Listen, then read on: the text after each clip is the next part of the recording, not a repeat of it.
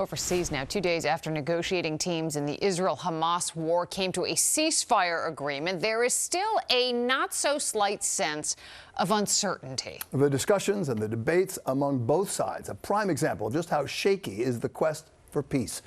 Israel's cabinet voting on it tonight, and that could seal the deal. The prospect for peace, at least for a while. If everything goes right, the ceasefire could start on Sunday. Mike Marza is here now with what is at stake. I mean, guys, think about this. We could be 48 hours away from some profound images coming out of this whole thing. Of course, it's been 468 days hostages have been held by Hamas.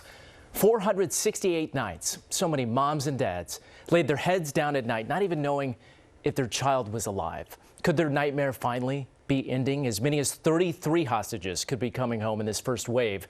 A deal to make it all happen is being reviewed right now by the Israeli cabinet members. Part of this 6-week ceasefire also includes a flood of aid that would go into Gaza. Fireballs continue to glow in the sky over Gaza, even after news of a ceasefire. Israeli airstrikes rained down on the Strip. Hamas says more than 100 people killed. But after 15 months of horror, the bloodshed on both sides may finally be nearing an end. It's real. It's happening.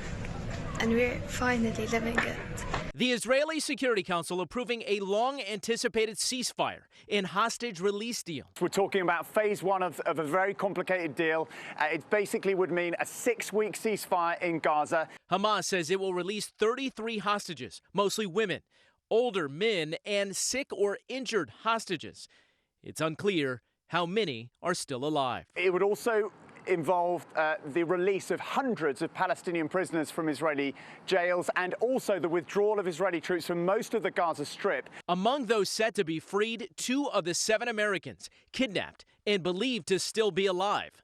Sagi Dekelhen, a father of 3, and Keith Siegel, a North Carolina native, taken along with his wife from their home. His wife was released in November of 2023. Gal Gaboa Dallah's brother Guy was taken by Hamas at that Nova Music Festival. He has mixed emotions. I still can't be so hopeful and get my expectation high until I really see them starting to come back. But I also have a hope that I didn't have until now.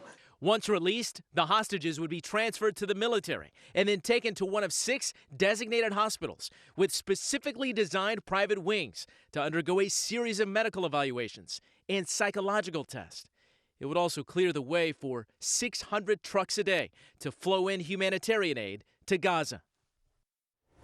And again, this would be just phase 1. There remains a bitter battle within the Israeli government on what to do next. Does it continue the war after this first phase? A cabinet right now, discussion is underway, and a full approval could come at any moment. So many people watching this around the world, of course, tonight. And by the way, they're just to get to Sunday. They're meeting on the Sabbath, too, which is rare. So it shows the significance of the moment. Let's hope it stays that way. Absolutely. Okay. Thank you, Mike.